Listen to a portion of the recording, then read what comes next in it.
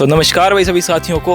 आज की विशेष वीडियो हम आप सबके लिए लेकर आ रहे हैं भाई केंद्रीय बकरी अनुसंधान संस्था मखदूम, जो कि यूपी में स्थित है, वहाँ से हम वीडियो लेकर आ रहे हैं। और आज हम आपको फार्म का विजिट कराएंगे। ये फार्म है जमुनापारी का फार्म। जमुनापारी प्रक्षेत्र में हम इस वक्त खड़े हुए हैं।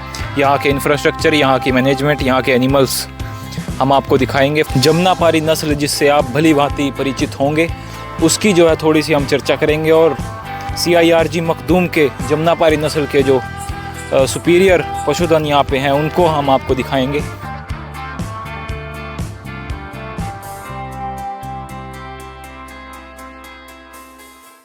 तो ये जो आप देख रहे हो, ये सामने ये फार्म का मेन गेट है। यहाँ से एंट्री हमारी जो है होगी और इसके बाद जो है वो कुछ इस प्रकार का नज़ारा आपको देखने को मिलेगा। दोनों तरफ जो है वो फार्म के शेड हैं।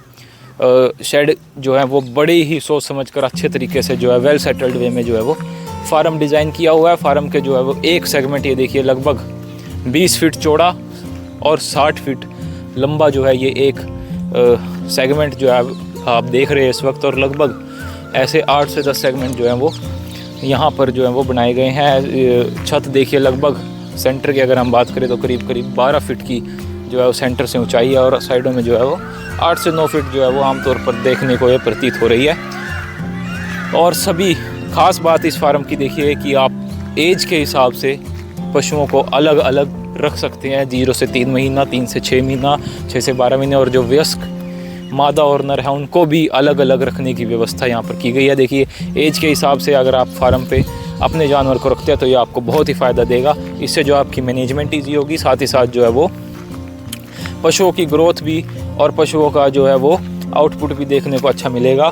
और आपको जो है अपना कम एनर्जी और कम लागत जो है वो आपकी लगेगी कहीं ना कहीं। तो मैनेजमेंट अगर आपको अच्छी करनी है तो एज के हिसाब से अपने फार्म का सेगमेंट करके ही आप जो है अच्छा आउटपुट ले सकते हैं। तो एज के हिसाब से देखिए अलग अलग जो है वो शेड यहाँ पर बनाए गए हैं। हर एक शेड में जो है अलग अलग एज के और अलग अलग जो है वो कैटेगरी के जानवर रखे गए हैं। साथ ही साथ साफ़ सुथरा जो है वो पानी, ताज़ा पानी जो है वो पशुओं को आसानी से यहाँ पर अवेलेबल है। ये भी जो है वो फार्म पे भाई बहुत ही ज़रूरी है।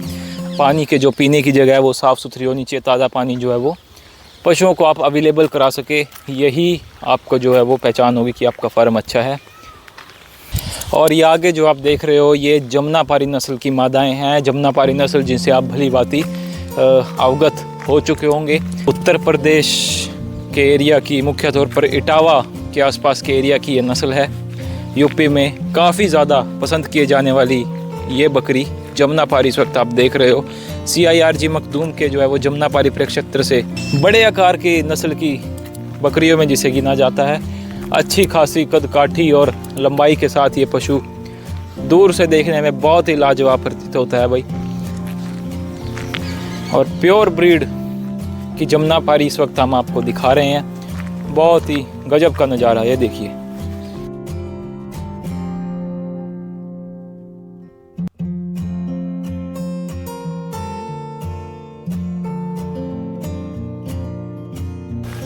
दूध और मीट दोनों में ही अच्छी माने जाने वाली ये नस्ल, आमतौर पर रंग जिसका सफ़ेद होता है। फेस की अगर हम बात करें तो फेस में जो है वो चौड़ा माथा और जो नाक जो है इसकी वो तोते की चोंच की तरह होगी। और इसके जो नाक पे या माथे पे जो है हल्का गेहुआ रंग का जो है थोड़े से बाल देखने को मिलेंगे।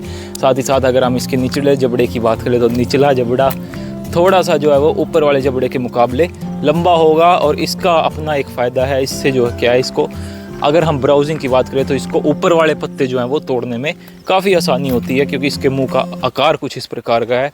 और अच्छी खासी कदकाठी, लंबी और पतली टांगे देखिए, बहुत ही लाजवाब इस पशु को बनाती है। साथ ही साथ एक और ख़ास बात अगर हम इसमें बताएं कि ये पिछले टांगों की अगर आप तरफ अगर आप देखें तो पिछले पुट्ठे में लगभग लंबे लंबे बाल आपको हर पशु में देखने को मिलेंगे जमुनापारी के। किसानों के द्वारा जो प्रेफर किए जाने वाली जो करैक्टर है वो ये है कि उनको जो है वो पिछले पुट्ठे के आसपास जो है वो बाल बड़े होने चाहिए, तो ही वो एनिमल ट्रू टू ब्रीड है। तो इसका भी एक अपना फ़ायदा है।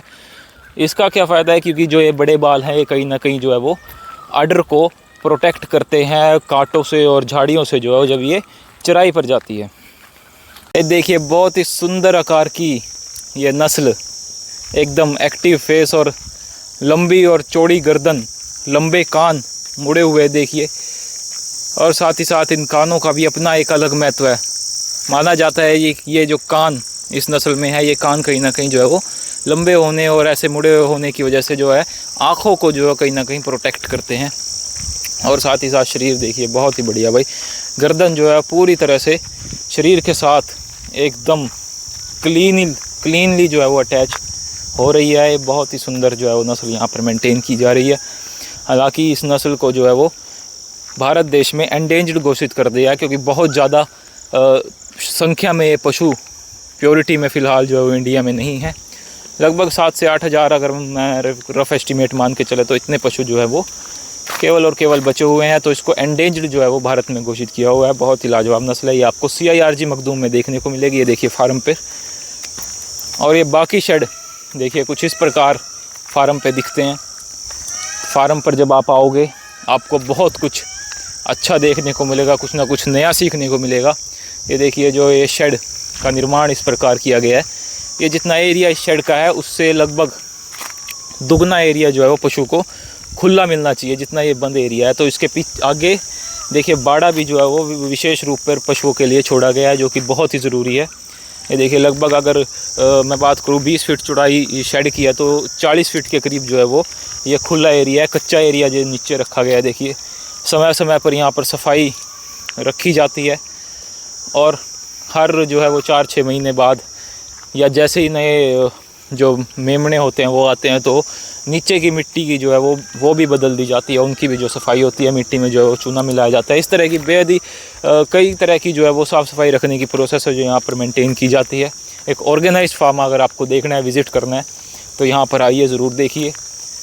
यहाँ का जो सेटअप है, यहाँ का जो फीडिंग सिस्टम है, यहाँ का जो मैनेजमेंट है वो बेहद ही अच्छा है। आपको बहुत कुछ सीखने को यहाँ से मिलेगा। और अगर आप बकरी पालन में कुछ नया शुरुआत करना चाहते हैं तो शुरुआत करने से पहले एक बार ज़रूर CIRG अवश्य आए। इसी के साथ बहुत बहुत धन्यवाद। वीडियो अच्छी लगे तो शेयर ज़रूर करें। हम कोशिश करेंगे कि आगे भी आपके लिए और अच्छी वीडियो लाई जाए। तो बहुत बहुत धन्यवाद भाई।